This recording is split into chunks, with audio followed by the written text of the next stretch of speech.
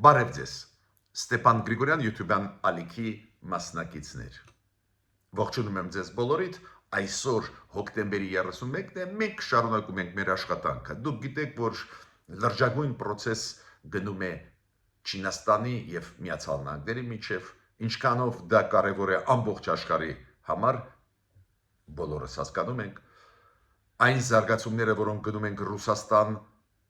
Ուկրաինա, բավական վտանգավոր են, պարունակում են իր մեջ լիքը վտանգներ, Գազայում էլ խաղաղության process-ը շատ փխրուն է, շատ մեծ խնդիրներ է գնում, բայց այսօր ես այդ թեմաները չեմ շոշափի, կշոշափեմ վաղը։ Այսօր ես կշոշափեմ թեմաներ կապված Հայաստանի հետ։ Հայաստանում 2026 թվին պետք է անցկացվեն երկու խոշորագույն միջազգային ֆորումներ։ Եվրոպական ժողովրդավարական կամ Եվրոպական քաղաքական համայնքի գագաթնաժողովը մայիսի 4-ին Երևանում պետք է անցկացվի հոկտեմբերին COP27 գագաթնաժողովը խոշորագույն ՄԱԿ-ի միջոցառում, պարզ է դա լրջագույն, կարևորագույն միջոցառումներ են ու շատ կուժեղացնեն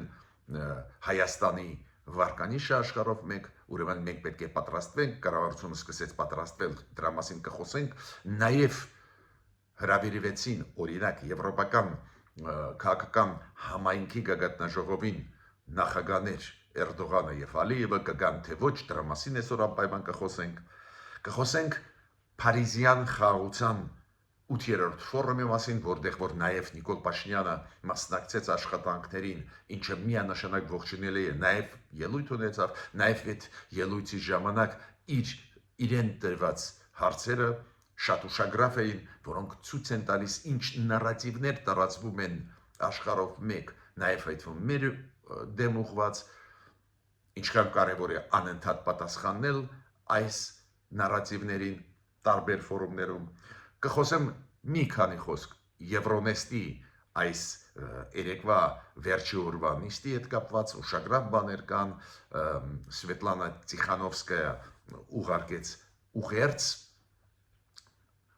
մեր ժողովրդին, Հայաստանին, այլ մասնակիցներին, բայց շատ ջերմ խոսքերով, ինքը պետք է մասնակցեց, ինչի չմասնակցեց, ես ուզում եմ դրա վրա ուշադրությունը դարձնել, բայց շատ կարևոր է այս եվրոպական երկրների մեսիջները Հայաստանին ու համեմատենք այն մեսիջներին, որոնք մենք բարի բուն իմաստով 3-4 ստացանք Ռուսաստանից։ Ակնհայտ հակահայկական քաղաքականություն է Պուտինյան Ռուսաստանը վարում ու ակնհայտ պրոադրբեջանական։ Դրանից ելնելով պետք է հասկանանք, ինչ է նշանակում պրոռուսական ուժերի ակտիվ գործունեությունը Հայաստանի ներսում։ Ուրեմն շատ ու շատ բաներ մենք ունենք քննարկելու, սկսում ենք մեր աշխատանքը, մինչև սկսելը խնդրում եմ ձեզ բաժանորդագրվել, կիսվել, լայքել, ինչը անչափ կարևոր է, որ մեր YouTube-յան ալիքը ակտիվ զարգանա։ Ուրեմն մեր կառավարությունը 1 միլիարդ դրամ հատկացրեց կամ պլանավորում է հատկացնել այն եվրոպական համայնքի կամ եվրոպական քաղաքական համայնքի գագաթնաժողովի միջոցառումներին, որոնք կանցնեն Հայաստանում մյուս տարի մայիսին։ Կարևորագույն միջոցառում, պարզ է, պատրաստվում է կառավարությունը, 50-ից ավել եվրոպական պատվիրակություններ պետք է մասնակցեն, շատ ու շատ երկրների առաջի դեմքեր պարզա կգան, դա ֆորումն է, որը հիմնեց Ֆրանսիայի նախագահ Էմանուել Մակրոնը ու որին բոլորը եվրոպական երկրների ղեկավարները անխտիր մասնակցում են, ուրեմն մասնակցությունը բարձր կլինի Հայաստանում, Հայաստանը նաև հրավիրեց նախագահ Էրդողան եւ Ալիևին։ Պաշտոնական դեր ոչ մի բան չի ասվում, բայց ոչ պաշտոնական գալիս է ինֆորմացիան, որ Իլհամ Ալիևը չի մասնակցի այս ֆորումին։ Նորից կրկնում եմ, դա պաշտոնական ֆիալներ չեն, բայց Ալիևը տարբեր խողովակներով ուղարկում է մեսեջ, որ Հայաստանը էլի ունի պարտավորություններ թող կատարի, նոր մենք կմտածենք, կոպիտ ասած, եթե չկատարի, մենք չենք գա։ Բայց ես ուզում եմ ասել, որ պետք չի շատ տխրել կամ ուրախանալ, ուղղակի ժամանակը ցույց կտա, քանի որ այս կես տարվա մեջ կամ 7 ամսվա մեջ միջև այդ եվրոպական քաղաքական համայնքի գագաթնաժողով այդ 7 ամսվա մեջ շատ բաներ կարող են փոխվել ու չի բացառվում, որ ի վերջո Էրդողան նախագահ եւ Ալիև նախագահ կգան Հայաստան։ Ավելին ասեմ, կոպ 17-ը պետք է անցկացվի Հայաստանում օկտեմբեր ամսին, ստեղ էլ միանշանակ կարող եմ ասել, որ Հայաստանը խաղի կանոնների ՄԱԿ-ի համաձայն բոլոր երկրների ներկայացուցիչներին պետք է ղեկավարներին հրավիրի ու կհրավիրվեն նաև պարզա Դոնալդ Թրամփը կհրավիրվի, բայց նաև կհրավիրվեն Թուրքիայի եւ Ադրբեջանի նախագահները, նայենք մյուս տարին շատ կարևոր է այս կոնտեքստով։ Հայաստան գալը կամ նախագահ Էրդողանին, կամ նախագահ Ալիևին, կամ միաժամանակ եթե երկուսը կան, դա լուրջ փոփոխություն կլինի այս մեր ռեգիոնալ քաղաքականության կոնտեքստում, լուրջ առաջընթաց կլինի, բայց նայենք ժամանակը ցույց կտա։ Առաջի ազդակները, որոնք ուղարկվում են Ադրբեջանից, նա է, որ դեր խաղաղության պայմանագիրը վերջնական չի ստորագրվել, ուրեմն Իլխան Ալիևը չի գա Հայաստան։ Եվրոնեստ։ Եվրոնեստի նիստից մենք խոսացել ենք երեք չարաչորը, բայց ես ուզում եմ նաև գումարել շատ կարևոր ասացները Եվրոնեստի երեկվա աշխատանքից, քանի որ Եվրոնեստը 2 օր էր աշխատում, երեք վերջի օրն են Եվրոնեստի աշխատանքի։ Դուք հիշում եք, դա միջպարլամենտական ասամբլեա է, որի մեջ մտնում են 6 պետությունների պարլամենտի անդամները եւ Եվրոմիության պարլամենտի անդամները։ Այդ 6-ի մեջ մտնում են Հայաստանը, Ադրբեջանը, Վրաստանը, 6-ի մեջ մտնում են Ուկրաինան, Մոլդովա, Բելարուսը։ Բելարուսը վաղուց է դուրս եկավ այս ծրագրից,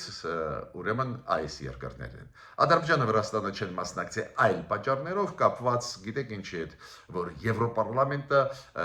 եւ Ադրբեջանի դեմ եւ Վրաստանի դեմ վերջի ժամանակներս մի քանի կոշտ հայտարարություններ է ընդունել, բայց Եվրոնեստը շատ անցավ ակտիվ, քանի որ շատ են եկել Եվրոպարլամենտի падգամավորները, մեծ թվով Մոլդովան, Ուկրաինան ակտիվ մասնակցեցին, մեր падգամավորները ու այդ աշխատանքը անհրաժեշտ է շարունակել տանել։ Օրինակ, երեկվա նիստում ելույթ ունեցավ նաև Հայաստանի ազգային ժողովի նախագահ պարոն Ալեն Սիմոնյանը ու մի քանի հարցերից խոսեց, բայց շատ կարևոր է, որ շեշտը դրեց նրա վրա,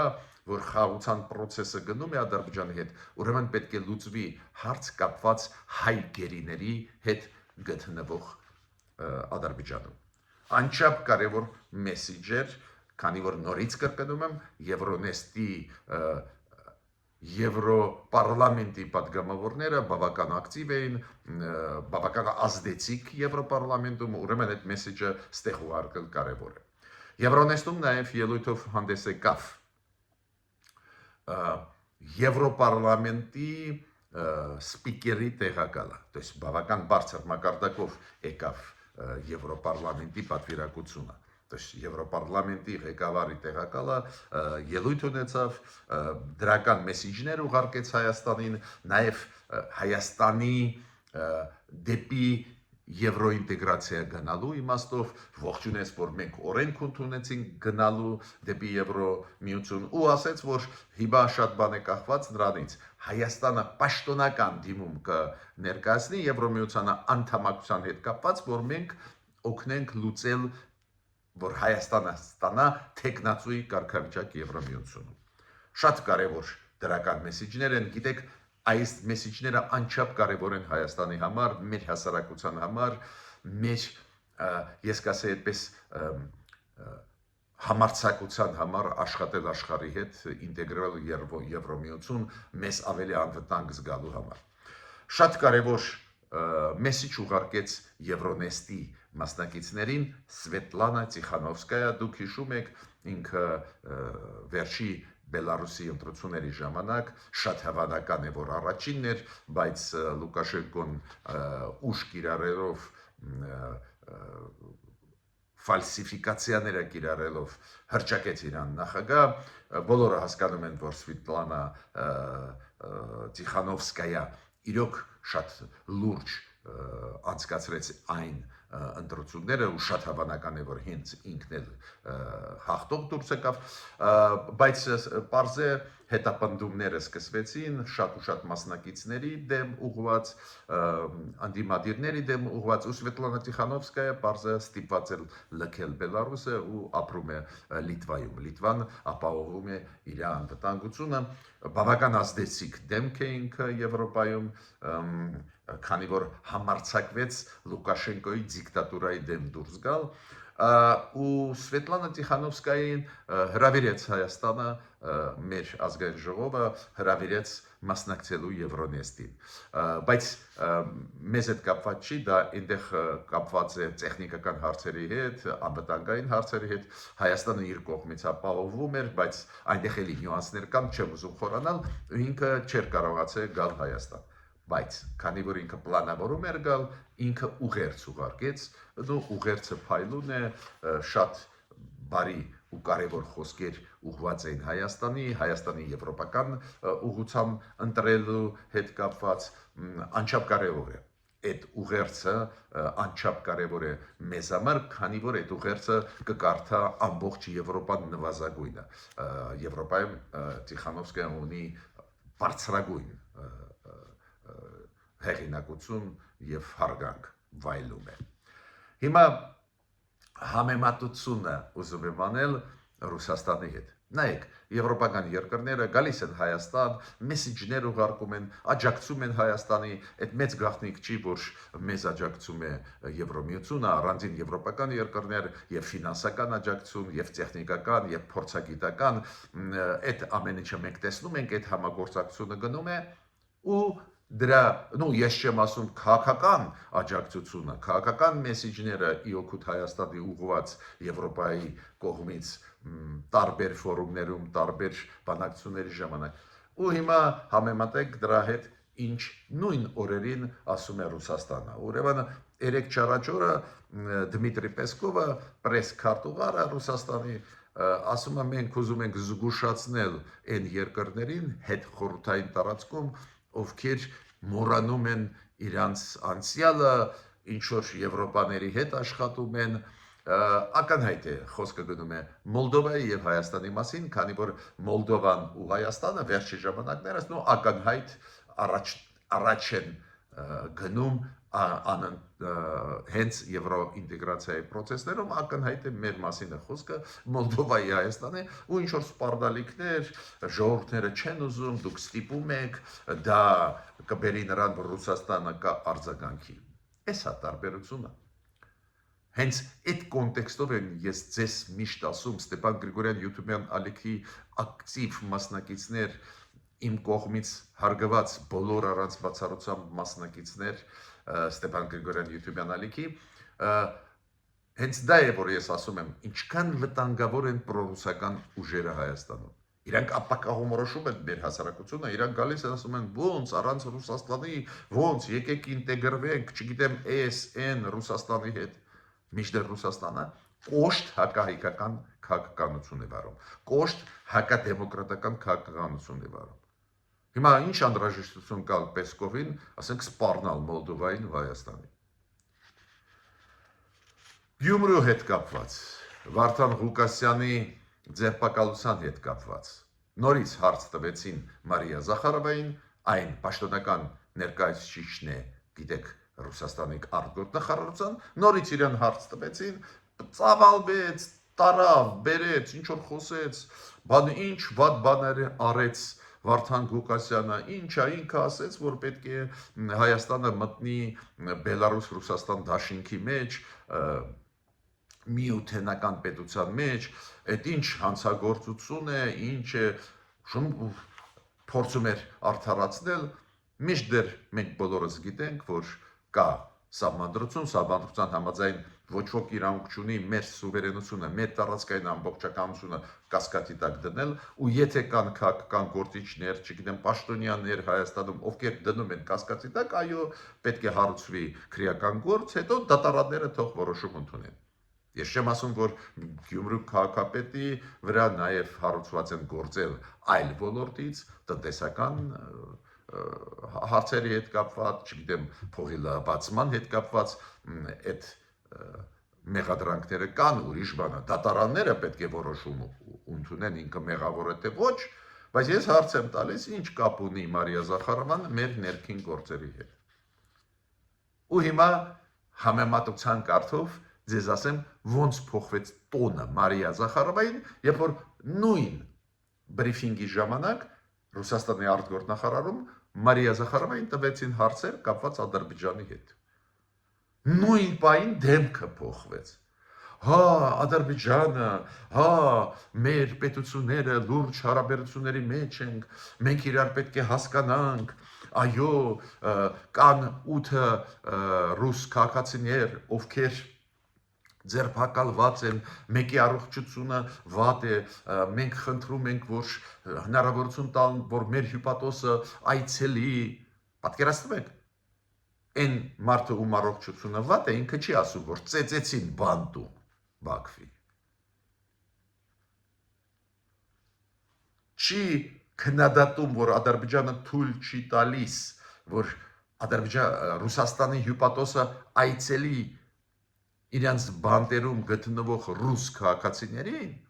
չի քննադատում, ուղղակի ասում է մենք խնդրում ենք եւ այլ, տոնը փոխվեց։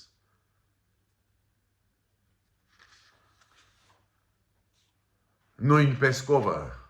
այդ նույն թեմաներով Ռուսաստան-Ադրբեջան հարաբերություններ, այն խնդիրները, որ կան, ասում է, չէ, շատ լավ խոսեցին Պուտինը Ալիևի հետ, մենք հարգանքով ենք, այո, փոխադարձ, չգիտեմ ինչ, նորից լղոզեց, փապկացրեց, միշտեր այն երկու ռուս լրագրող Սպուտնիկ Ադրբեջանից դաժան պայմաններում պահում էին, հազիվ Ռուսաստանը կարողացավ փոխանակել այն ադրբեջանցիների հետ, ովքեր ձերբակալված են Ռուսաստանում, նոր բաց թողեցին։ Գաղտնիք չի, դա այդ կադրերը մենք բոլորս տեսել ենք, ոնց են ծեծե, հիշում եք այն 8 ռուս քաղաքացիներին Բաքվում, ովքեր բիզնեսով էին զբաղված, IT-շնիկներ էին, դաժանաբար ծեծված, չեն թողնում, որ այցելեն ոչ հարազատները կարող են այցելել այդ ռուս քաղաքացիներին, ոչ Ռուսաստանի հյուպատոսը, մինչդեռ այդ հարցերը կարգավորվում են միջազգային խաղի կանոններում, մի թթու խոսք չեն ասում Ադրբեջանին։ Ուրեմն ստեղ ես մեր հասարակությանը ուզում եմ ասել մեկ բան. ինչքան վտանգավոր են պրոռուսական ուժերը Հայաստանում։ Իրանք ապակողմորոշում են մեր հասարակությունը։ Իրանք ասում են, ոնց Ռուսաստանի հետ պետք է աշխատել, Ռուսաստանը բան մեզ կօգնի։ Մինչդեռ նույնիսկ այդ 2-3 հայտարարություններ Պեսկովի, Մարիա Զախարովայի այդ թեմաներին նվիրված կամ Հայաստանի, կամ Ադրբեջանի ցույց է տալիս, որ սառուձոր է վերաբերմունքը մեր նկատմամբ Ռուսաստանի կողմից։ Ադրբեջանը անում է կոշտագույն քայլեր Ռուսաստանի դեմ, Ռուսաստանը փորձում է լղոզել, սիրաշահել։ Հայաստանը ոչ մի բան դեմ չի անում։ Մեր նկատմամբ կոշտ, սպառնալիքներ, միջամտություն ներքին գործերի մեջ։ Ուրեմն զգուշ լինենք, ուշադիր լինենք։ Ես պետք է ասեմ, որ միանշանակ այցելությունը Նիկոլ Փաշինյանի այն Փարիզյան խաղաղության ֆորումի, որը անցավ 2 օր առաջ Փարիզում, այդ ֆորումի մասնակցությունը միանշանակ ճիշտ է, լուրջ քայլ է։ Ոչ միայն այն պատճառով, որ Մակրոն նախագահն աջակցում է Հայաստանին, Մակրոն Փաշինյանը լավ հարաբերություններ հաստատվեցին, ոչ միայն դրա պատճառով։ Այդ ֆորումը ներգրավում է մեծ թվով պետությունների փորձագետներին, հայտնի պաշտոնյաներին, մի քանի ղեկավարներ տարբեր երկրներին եկան, օրինակ Մայա Սանդուն նախագահ Մոլդովայի։ Այս ձևի ֆորումների ժամանակ, երբ որ ելույթ ես ունենում, կարողանում ես հնարավորություն ունենալ շփվել լրագրողների հետ, ամբողջ Եվրոպայից եկած, տարբեր աշխարհի այլ ցամաքներից եկած փորձագետների հետ, հայտնի մարդկանց հետ շփվես, իրենց փոխանցես մեր դիրքորոշումները։ Ուրեմն ողջունում եմ այդ գնալը, ու Նիկոլ Փաշինյանը մասնակցեց առաջնորդության խաչմերուկում այս նիստին, քանի որ դու գիտեք, այս ձևի մեծ ֆորումներ, հազարավոր մասնակիցներ, զուգահեռ մի քանի միջոցառումներ անցկացվում են, Նիկոլ Փաշինյանը ելույթ ունեցավ այս նիստում։ Միջետ ինքը հանդիպեց պարզա Մայա Սանդուի հետ, նախագահի Մոլդովայի, որը միջև գնալը Փարիզ հայտարարեց, որ Ռուսաստանը փոխում է քաղաքականությունը անընդհատ, քանի որ Ուկրաինայում ծանր է վիճակը, Ռուսաստանը փորձեց, ասեց, փոխել քաղաքական ղեկավարությունը Մոլդովայում չստացվեց, հիմա Մայա Սանդուն զգուշացնում է մեզ բոլորիս, որ հիմա Ռուսաստանը կկենտրոնանա Հայաստանի ընտրությունների վրա, կփորձի նույն հիբրիդային մեթոդներով տապալել Հայաստանում ընտրությունները, որ կան պրոռուսական ուժերը, ինքը ասեց, քանի որ Մոլդովայում մեզ մոտ չստացվեց, հիմա կկենտրոնանան Հայաստանի վրա, միանշանակ համաձայն եմ իր գնահատականի հետ։ Նիկոլ Փաշինյանը հանդիպեց Փարիզում Մայա Սանդուի հետ, ու այնտեղ բարձ քննարկվեցին տարբեր հարցեր, նաև այդ փորձը Մոլդովայի ոնց պետք է պաշտպանվի ընտրական համակարգը երկրի դրսի հնարավոր ազդեցություններից։ Նիկոլ Փաշինյանը բարձ հանդիպեց նախագահ Մակրոնի հետ, իմիջիալոց հանդիպումը նաև պատվիրակությունների մասնակցությամբ էր նաև ու բարձր քննարկվեցին բոլոր հարցերը, չեմ ուզում կրկնել, եւ Ֆրանսիա Հայաստան, եւ Եվրոմիության աջակցությունը Ֆրանսիայի Հայաստանին։ Շատ կարևոր հանդիպում ունեցավ Նիկոլ Փաշինյանը Փարիզում։ Գիտեք, որ հանձնակատարի հետ, որը զբաղվում է մարդու իրավունքների հարցերով, Օլոնգրեն, Կայսա Օլոնգրեն։ Դուք կարող եք ասել, բայց այնտեղ ինչու Նիկոլ Փաշինյանը հանդիպեց հենց այն Եվրոմիության ներկայացուցիչի հետ, հատուկ ներկայացուցիչի հետ, որը զբաղվում է մարդու իրավունքների հարցերով։ Շատ հասարակ պատճառը։ Պարզ է, այդ պրոռուսական ընդդիմությունը տարածում է լուրեր տարբեր Հայաստանի մասին, փորձում է վարկաբեկել, Եվրոնիստի ժամանակ դուք գիտեք, իրանք ասել են, որ Հայաստանում 40 քաղբանդարկյալ, ինչը չի համապատասխանում իրականության, մենք լիքը պրոբլեմ ունենք, այդ ուրիշ բան է, բայց ինչ 40 քաղբանդարկյալ, փորձում են վարկաբեկել, պարզ է այդ ինֆորմացիան տարածվում է, ու պարզ է, որ Եվրոմիությունը ուզում էր ճշտել անձամբ Նիկոլ Փաշինյանից ոնց է վիճակը։ Հույսով եմ, որ Նիկոլ Փաշինյանը կարողացավ բացատրել ինչոց է։ Մյուսը, երբ որ Նիկոլ Փաշինյանը այդ կոնֆերանսում առաջնորդության խաչմերուկում այդ կոնֆերանսում, երբ որ Նիկոլ Փաշինյանը մասնակցություն ունեցավ ու վարողը հարցեր տալիս են, նաև դահլիճից հարցեր էին, այդ հարցերից երևում է ինչ աշխատանք տանում են մեր դեմ։ Ու դա է պատճառը, որ պետք է մասնակցես ու այդ աշխատանքը քո պատասխաններով ջարդես, որը հայկական աշխատանք է։ Օրինակ, մի հարցը նայել, որ այս Թրամփի ուղին դա էքստերիտորիալ է։ Կոպիտ ասած Թրամփի ուղին դա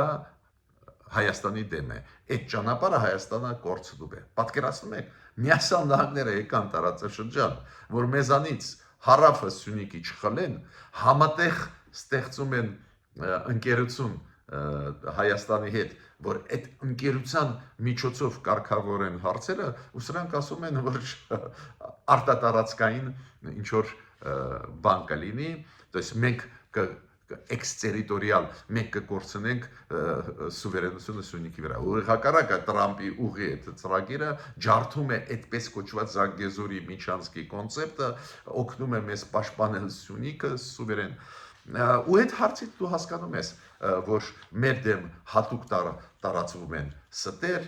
ու կարևորը հենց մասնակցելը, որ հասկանաս, քանի որ այդ հարցը պատահական չեն տալիս են մարդիկ, ովքեր կարդում են, ուսումնասիրում են, հայտնի մարդիկ են ու մտահոգված այդ հարցերը տալիս են։ Պարզա Նիկոլ Փաշինյանը պատասխանեց, ինչոց է, բայց ուզում եմ ասել, հարցից էլ շատ բանը պարզ է։ Սահմանադրության մասին նորից Նիկոլ Փաշինյանը խոսեց ու նորից շեշտը դրեց նրա վրա, որ Հայաստանի սահմանադրության հետ ոչ մի խնդիր չկա։ Մեր սահմանադրությունը չի պարունակում վտանգներ Ադրբեջանի տարածքային ամբողջականության համար ու ինձ համար շատ կարևոր է, որ շեշտը ինքը հստակ ասել է ու նույնիսկ այդ մեխանիզմները, որոնք կանխում են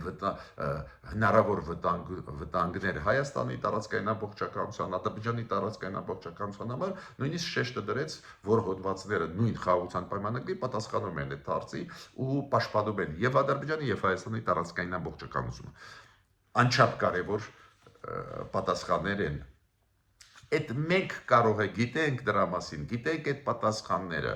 բայց աշխարհը չգիտի, մարդիկ զբաղված են իրենց հարցերով։ Ուրեմն այդ ճանաչված մարդիկ, երբ որ հավաքվեցին Փարիզում ու ստացան պատասխաններ սպառիչ, շատ կարևոր է դա։ Մյուս հարց գիտեք ինչ հնչեց Նիկոլ Փաշինյանին։ Իրանք ասացին, այս խաղաղության պայմանագիր, այդ խաղաղության ձգտումը, իրոք որ առաջընթաց կա, կարևոր է, դա ոնց է ազդելու երկու երկրների Ադրբեջանի եւ Հայաստանի այդ նկարտումներին դեպի եվրոինտեգրացիա։ Այդ հարցում ծաղր կա, որ եվրոինտեգրացիայի մասին է խոսքը Ադրբեջանի, բայց պարզ է, որ Ադրբեջանը աշխատում է, ասում է, այո, մենք ուզում ենք, եվրոպացիներին խաբում է։ Ու դա է պատճառը, որ մարդիկ ասացին, Նիկոլ Փաշինյան, լավ է, որ խաղաղությունը, տեսակ, հիմա Ադրբեջանի հետ Եվրոպա կգնանք։ Նիկոլ Փաշինյանը պարզ է, դիվանագիտորեն պատասխանեց, ինքը ասեց, ես չգիտեմ, Ադրբեջանն է որոշում իր արտաքին քաղաքականությունը, Ադրբեջանի մոտեցումները ես չեմ կարող ասել, այո, մենք գնում ենք դեպի Եվրոմիությունը, պատմեց այդ պատմությունը, որ ազգային ժողովով որոշում կա, բայց շատ կարևոր ստեղ հարց բարձրացրեց Նիկոլ Փաշինյանը, ինքը ասեց, այս Եվրոպայի հետ համագործակցության հարցով շատ կարևոր է, որ Վրաստանը նաև դեպի Եվրոմիություն գնա, քանի որ մենք հասկանում ենք ինչի մասին է խոսքը, եթե Վրաստանը շարունակում է գնալ դեպի եվրոինտեգրացիան, ավտոմատ դա նշանակում է, որ հայ-վրացական սահմանը դառնում է Հայաստանի եւ Եվրոմիության միջև սահման։ Ինքը դիվանագիտորեն պատասխանեց, տեղափոխեց այլ դաշտ, բայց տեսակ հարցերից պարզ է, ինչ աշխատանք են տանում ադրբեջանցիք, այլ խաղացողները կամ մեր դեմ, կամ ի օգուտ իրանց շահերի, բայց ուղղակի ստում են։ Ադրբեջանը երբ է ուզեցել գնալ դեպի եվրոինտեգրացիա։